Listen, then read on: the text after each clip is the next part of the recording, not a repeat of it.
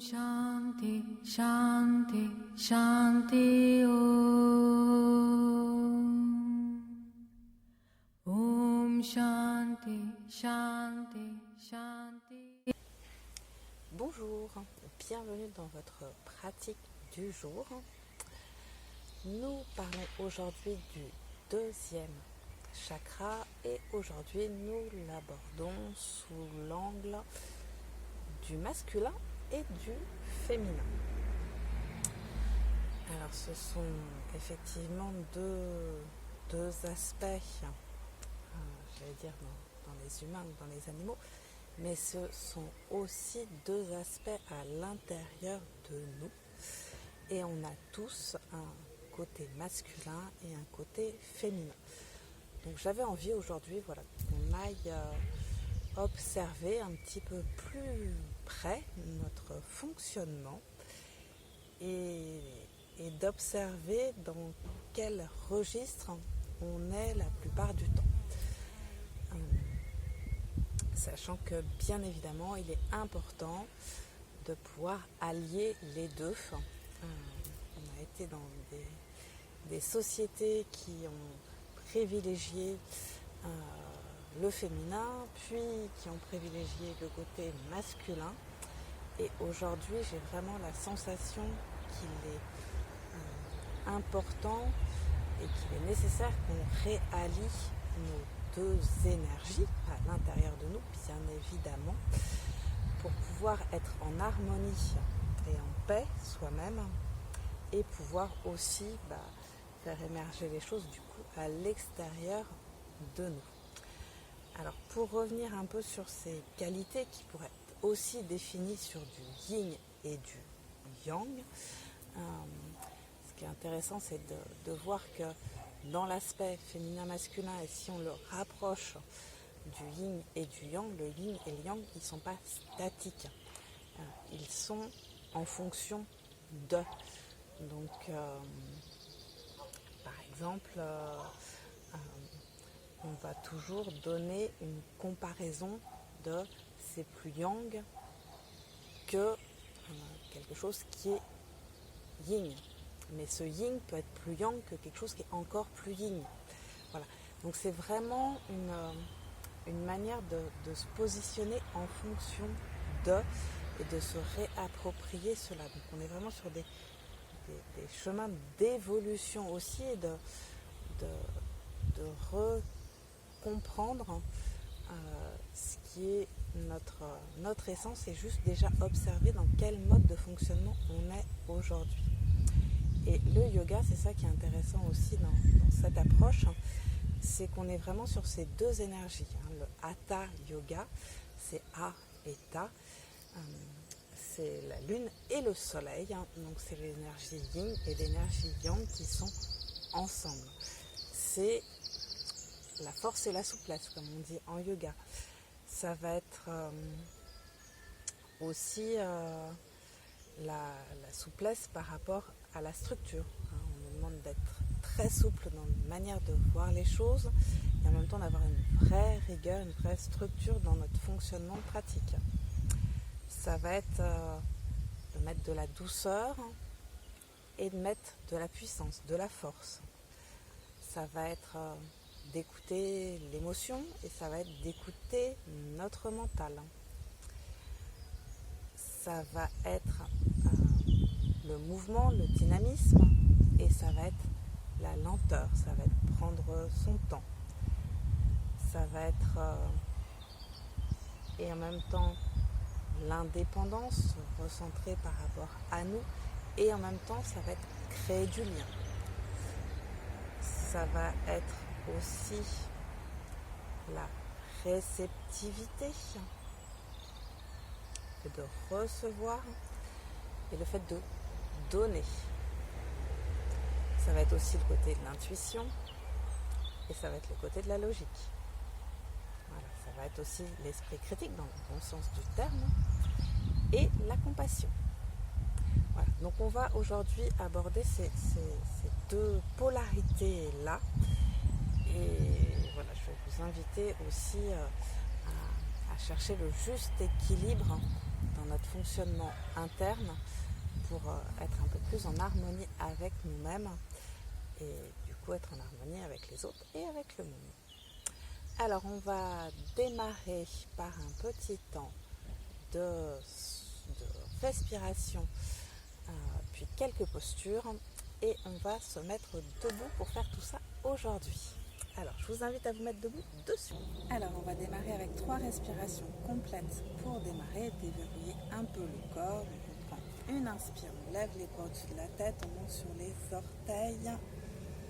Expire, on redescend. Deuxième fois, inspire, on grandit. Expire, on relâche. Dernière fois. Inspire, on monte. Expire, on relâche. On déverrouille.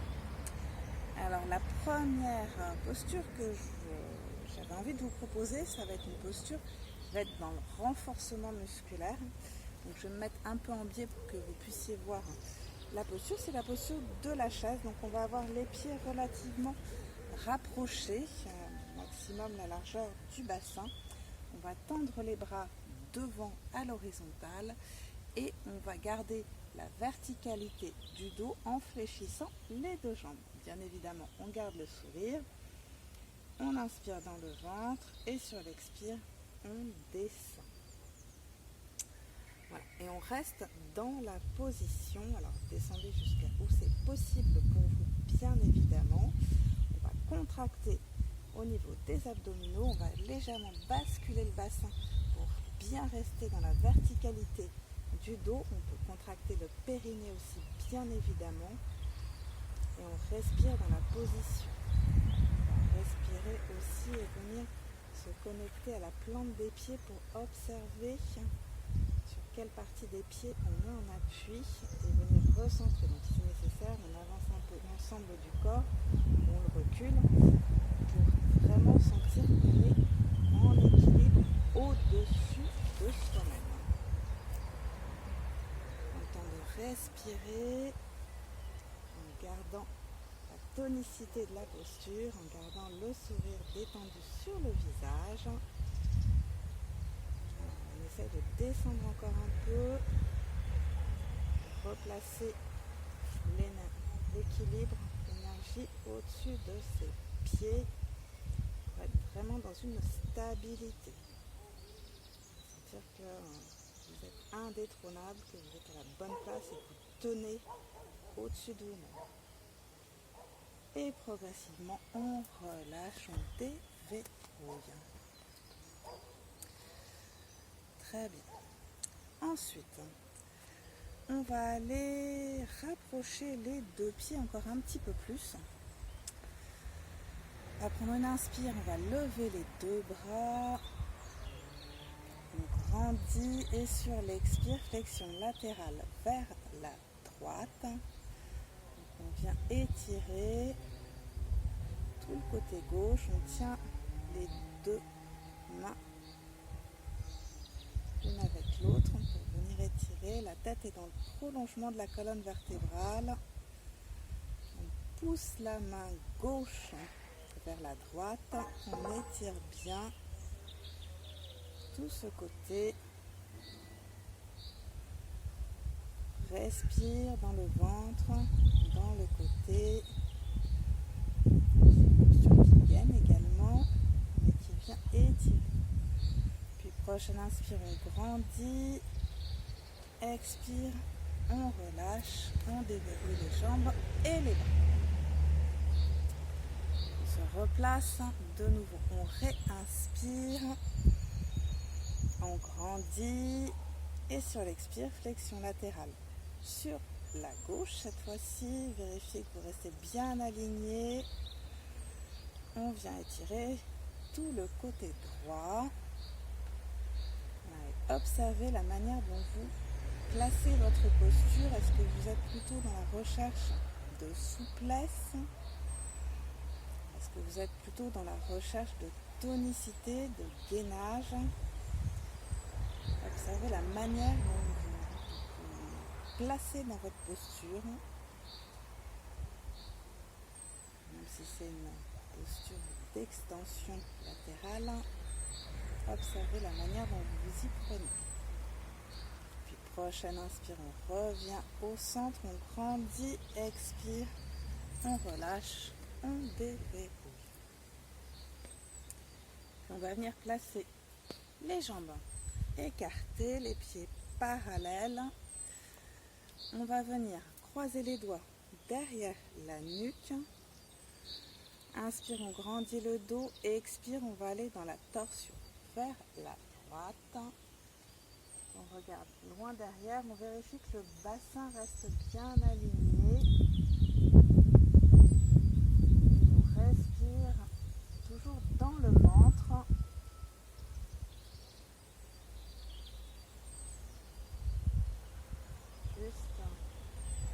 Observez ce qui est agréable dans la posture. Et là aussi une posture qui va chercher plus la souplesse.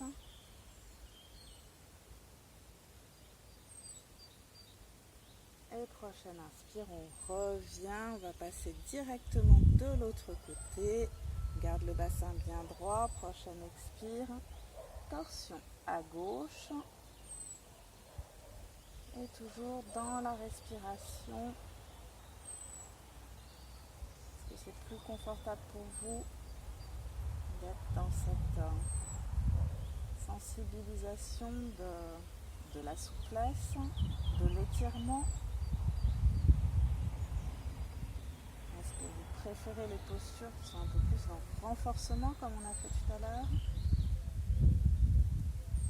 Une respiration dans la position. Et prochaine inspire, on revient et on relâche. On déverrouille.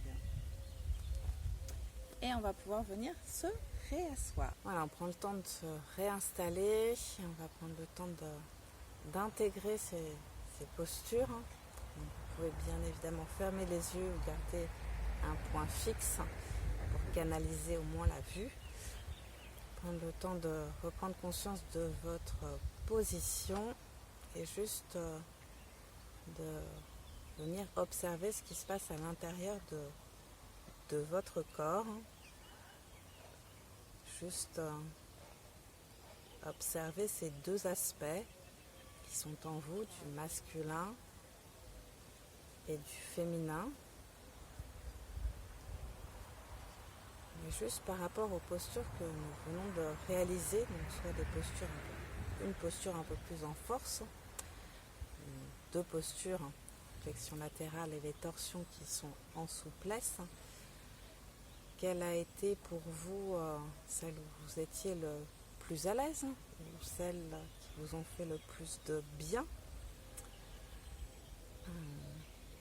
Est-ce que ces postures peuvent avoir une résonance avec votre fonctionnement quotidien?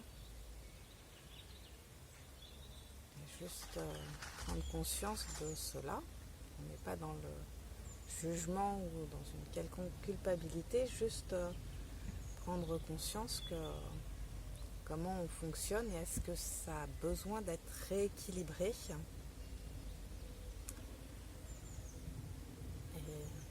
Autre côté du féminin masculin, est-ce que dans notre vie on est plus enclin à donner ou est-ce qu'on est plus à l'aise pour recevoir? Dans quel registre on se positionne spontanément et naturellement? Il y a certaines personnes qui ont tendance à donner volontiers, donner, et qui sont très mal à l'aise de recevoir. Et même si c'est très bien de donner, en même temps, il est très bien d'accueillir et de recevoir et d'être dans la gratitude de cet acte qu'on vous offre aussi. Donc juste aller voir comment vous fonctionnez. Des fois, quand on fait un cadeau, c'est cette idée qui me vient en tête, on fait un cadeau à quelqu'un.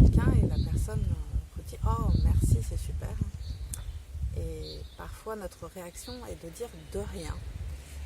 Eh bien non, ce n'est pas de rien, c'est avec plaisir. On a donné avec plaisir. C'est pas on a donné de rien. Voilà, et on peut aussi accueillir avec le même plaisir qu'on a pu donner. Et c'est important aujourd'hui de replacer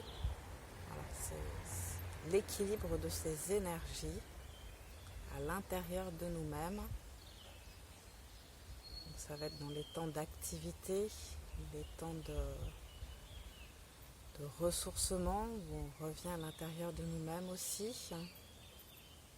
Et juste, voilà, prendre conscience de ce que vous vous autorisez ou de comment vous fonctionnez.